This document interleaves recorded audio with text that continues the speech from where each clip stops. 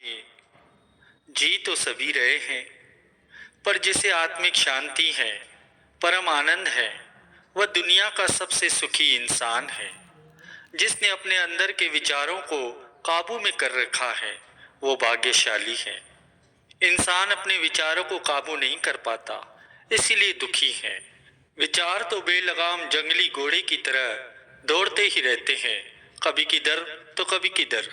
मालिक की याद में नहीं आने देते, बल्कि किसी और तरफ विचारों का तूफान बहता ही रहता है।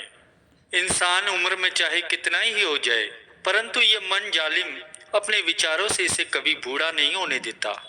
गंदगी भरे बुरे विचार, बुरे ख्यालात, बुरी सोच इंसान के दिलो दिमाग में चलती ही रहती हैं, और उनके हाथों मजबूर इंसान गम, चिंता, परेशानी, दुख और तकलीफों से गिरा जाता है। कोई रास्ता उसे नजर नहीं आता तो फिर मन जालिम नशों का सहारा देता है। मन कहता है गुरु को वीडियो लाइक करना, सब्सक्राइब करना प्लीज़। बहुत मेहनत से मैं वीडियो बनाता हूँ आप लोगों के लिए। वीडियो लाइक कर देना, सब्सक्राइब कर देना प्लीज़। कि आप नशा करें ताकि गम भूल जाएं, परंतु नशा गमों को भुलाता नहीं है। नशा एक बार गम को आपसे हटा भी देता है, तो जैसे ही नशा उतरेगा तभी गम बादलों का झुंड बनकर आप पर छा जाएगा और आप दुगुने गमगीन हो जाएंगे, दुगुने दुखी हो जाओगे।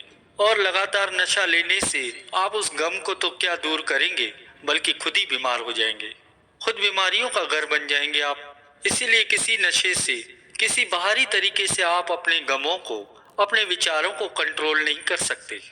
अपने विचारों को काबू करना है तो वास्तव में बेगम होना है, तो आप सिमरन करें। आप अपने सदगुरु को, अपने इष्ट देव को, अपने भगवान को याद करें। जैसे आप दुनियावी काम धंधे के लिए समय निश्चित किए हैं, कोई भी कार्य आप दुनिया में करते हैं तो उसके लिए आप समय निश्चित करते हैं। सुबह उठते हैं, उसके बाद नाश्ता वगैरह लेते हैं, नहा धोकर तैयार होते हैं और अपने दफ्तर, खेतों या अपनी दुकानों में अपने अपने कार्यों पर चले जाते हैं। समय गुजरता जाता है, बहुत से सज्जन कार्य ईमानदारी से करते हैं और बहुत ज्यादा बातों से ही टाइम पास कर लेते हैं। फिर खाने का समय, इस तरह से बाल बच्चों के लिए समय, परिवार के लिए समय, फिर सोने का समय। सारे समय में मालिक के नाम का समय कोई भी निश्चित नहीं है। और इस वजह से आज सारे संसार में लोग दुखी हैं, परेशान हैं, लड़ते हैं, झगड़ते हैं, नशा करते हैं। क्योंकि जब आत्मिक कमजोरी आती है, अंदर की कमजोरी आ जाती है, तो उसको कोई ना कोई सहारा चाहिए रहता है। फिर वो बिना सहारे के जी नहीं पाता, फिर वह किसी व्यसन का या बुराई का सहारा लेता है। कुछ विरले लोग ही हैं जो भलाई का सहारा लेते हैं। असली सहारा तो प्रभु का है, सदगुरु का है, जो दोनों जहान में नहीं छूटता। यहाँ वहाँ यानी इस लोक में और परलोक में, दोनों जहां में मालिक सदगुरु का सहारा हमेशा साथ रहता है, वो कभी नहीं छूटता। जो कोई उस सहारे को अपना लेते हैं, और सहारे को अपनाने के लिए प्रभु की भक्ति जरूरी है, जिसे हम सदगुरु का नाम कहते हैं। यदि आप नाम जपेंगे, उस कुल मालिक का नाम जपेंगे, आप सिमरन करेंगे, लगातार अभ्यास करेंगे, तो आप अपने अंदर की शक्तियों को हासिल करेंगे और कोई गम, चिंता, परेशानी आपको डुला नहीं पाएंगी। आप अपने मन को जीतेंगे, मन को रोकेंगे। महापुरुषों ने लिखा है कि मनु जीते जगु जीत। जिसने अपने मन को जीत लिया, अपने बुरे विचारों को काबू कर लिया, वो संसार में सबसे सुखी इंसान है। बुरे ख्याल नहीं, बुरे कर्म नहीं, तो बीमारियां नहीं, रूहानी तंदुरुस्ती, रूहानी ताजगी, अंदर सरूर, चेहरे पर नूर आ जाता है। चेहरा खुशियों से मालिक की दया मेहर से चमकने और दमकने लगता है। ऐसा नूर जो दूर से पहचाना जा सकता है। तो प्रभु का नाम सब सुखों की खान है। आपको जैसी भी आदत पड़ी है, उसे आप छोड़ना चाहें तो आप इसके लिए सिमरन करें। बचपन से पड़ी हुई आदतों को भी आप सिमरन के द्वारा छोड़ सकते हैं, वरना आदतें छूटा नहीं करती। जिसको कोई आदत पड़ जाए, जैसे किसी पशु को मान लो रस्सा चबाने की आदत है, या दूसरे की खाने की आदत पड़ जाए, खुद के सामने चाहे कितना भी बढ़िया चारा पड़ा हो, तो वह मुंह दूसरी जगह जरूर मारेगा।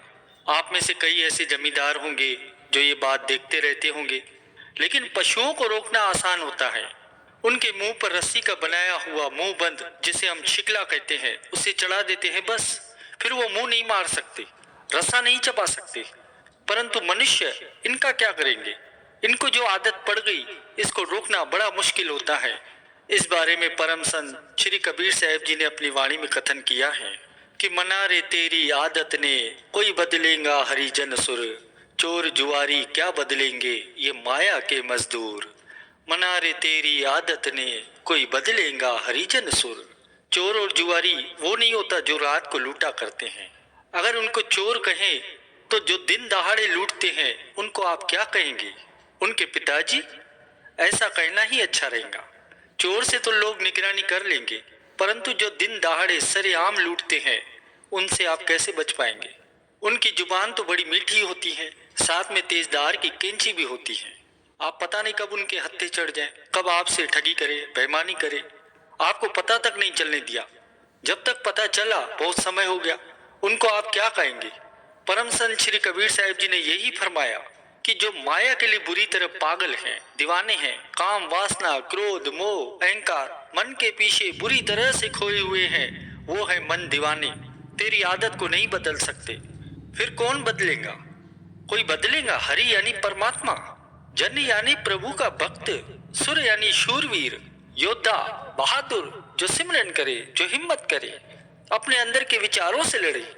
हे मन दीवानो, वो तेरी आदत को बदल सकता है। यही सच है कि वो आदत को बदल सकता है, दूसरा नहीं। मनमती बातों को सुनने के लिए तो मन हर वक्त तैयार रहता है, और नाम की बात आती है, परमात्मा के नाम की बात आती है तो सुनता ही नहीं, और अगर सुनता है तो अमल नहीं करता। तो मालिक की याद में सबसे बड़ी रुकावट है ये मन। मन और दिमाग एक नहीं होते। जो दिलो दिमाग को अच्छे नेक विचार देता है उसे हम आत्मा की आवाज कहते हैं, अंतर की आवाज कहते हैं, और दिमाग को अच्छे विचार देने वाले को रूह की आवाज कहते हैं। तो ये मन हमेशा अच्छाई से मालिक की भक्ति